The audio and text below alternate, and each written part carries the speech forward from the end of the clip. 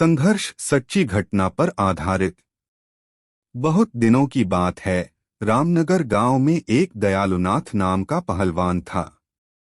उसका नाम तो दयालु था, पर दया उसके स्वभाव में नहीं था। उसकी माँ का नाम सीता था। उसने मेहनत मजदूरी करके दयालुनाथ को पाल पोस कर बड़ा किया था। वह बेटा जो कि 10 वर्ष बाद बड़े ही मन्नतों से पैदा हुआ था। छोटे से ही वह बहुत ही बदमाश था। गांव के सभी बच्चों से हमेशा लड़ता झगड़ता रहता था। माँ सोची अभी छोटा है इसलिए ऐसा करता है, बड़े होने पर नहीं किया करेगा। कुछ सालों बाद जब वह बड़ा हुआ फिर भी उसकी आदत वैसे ही थी, और तो और अब वह अपनी माँ की इज्जत भी नहीं किया करता था। फिर भी माँ उसे कुछ नहीं कहती थी। वह उसकी गलतियों को अनदेखा करती थी। सीता को ऐसा लगता था कि वह आज नहीं तो शादी के बाद सुधर जाएगा, लेकिन दयालु नहीं सुधरा। जब वह 20 वर्ष का हो गया तो वह और भी अत्याचारी बन गया। उसकी आदत इतनी बिगड़ गई थी कि वह अब अपनी माँ और पिता पर हाथ उठाने लगा था। 2 साल बाद उसके बूढ़े पिता भी दुनिया से चले गए। माँ अब अकेली रह गई थी। उसे अपने बेटे की चिंता होने लगी थी कि उसकी मृत्यु के बाद उसके बेटे का क्या होगा। उसे खाना बनाकर कौन देगा। उसकी माँ ने सोचा इसकी शादी एक अच्छी लड़की से कर देंगे तो दयालु का जीवन सफल हो जाएगा। उसका ध्यान अपने परिवार में लगा रहेगा तो वह गुस्सा भी नहीं करेगा। लेकिन ऐसा नहीं हुआ। शादी के बाद तो वह और भी बिगड़ गया। पत्नी पुष्पा तथा अपनी सास देविका, जो कि 2 दिन के लिए अपनी बेटी के घर पर मिलने आई हुई थी, उसे भी एक दिन दयालु ने शराब के नशे में आकर मारा और गाली गलौज किया। बेचारी पत्नी क्या करती, वह गरीब परिवार से थी और ज्यादा पढ़ी लिखी भी नहीं थी, इसलिए वह चुप रही। कुछ महीनों बाद उसकी बूढ़ी माँ की भी मृत्यु हो गई। 4 साल के अंदर उसने पुष्पा 3 बच्चों को जन्म दिया। दयालु उन बच्चों को भी मारा पीटा करता था। पुष्पा यह गम सहती गई और कुछ न कह पाती थी। नौकरों की तरह घर के सारे काम किया करती थी। रात को भी वह चैन की सांस नहीं ले पाती थी। उसका पति शराब पीकर आता और मारा करता था। 10 साल तक तो बेचारी पुष्पा जैसे तैसे करके कामकाज करती रही और अपने अत्याचारी पति की मार सहती रहती ताकि उसके बच्चे पढ़ लिख कर अच्छे ऑफिसर बन जाएं और वे उनकी मां की तरह जीवन न जिए। भगवान की कृपा और पुष्पा की मेहनत रंग लाई। जो कॉलेज में पढ़ती थी वह M.Sc.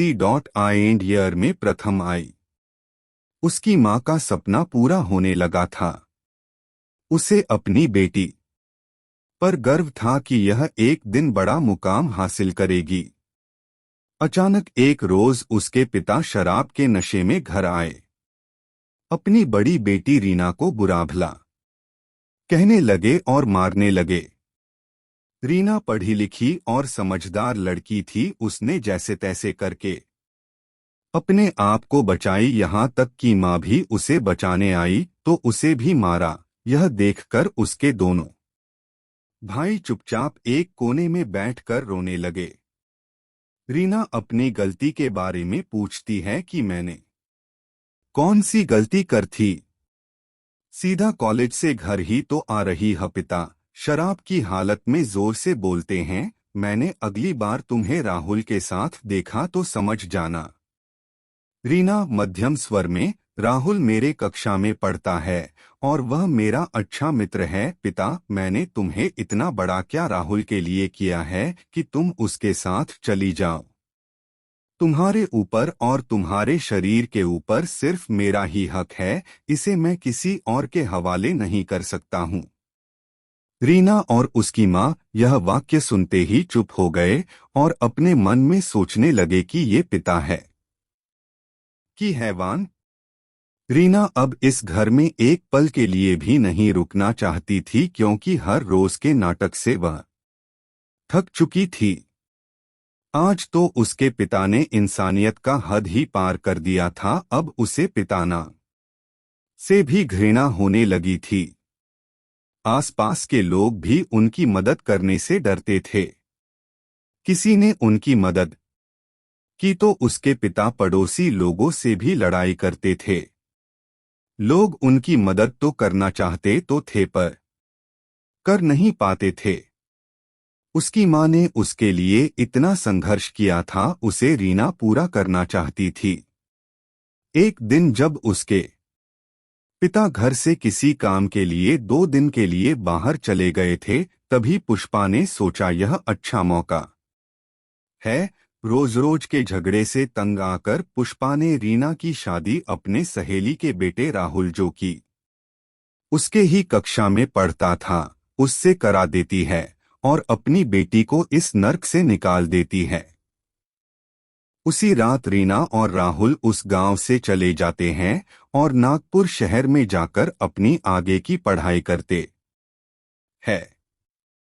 घर पर जब उसके पिता को यह बात पता चलती है तो हमेशा की तरह फिर से लड़ाई होती है, लेकिन आज के इस लड़ाई से पुष्पा को बहुत सुख समय बीतता गए। जल्द ही रीना वकील बन गई। उसने अपनी मां पुष्पा को उस नर्क से आजादी दिलाई और अपनी मांसहित दोनों छोटे भाइयों को अपने साथ अपने घर में रखकर अच्छे तरह से पढ़ा लिखा रही है।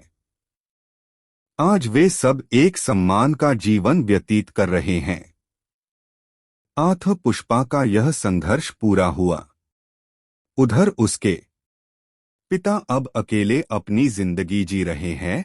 कोई भी उन्हें खाने के लिए नहीं देता है।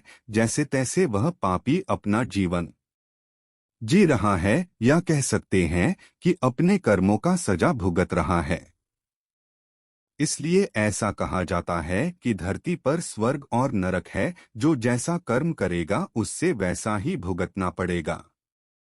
इसलिए सबके साथ अच्छा व्यवहार करना चाहिए, ताकि हमारे साथ भी लोग अच्छा व्यवहार करें। धन्यवाद।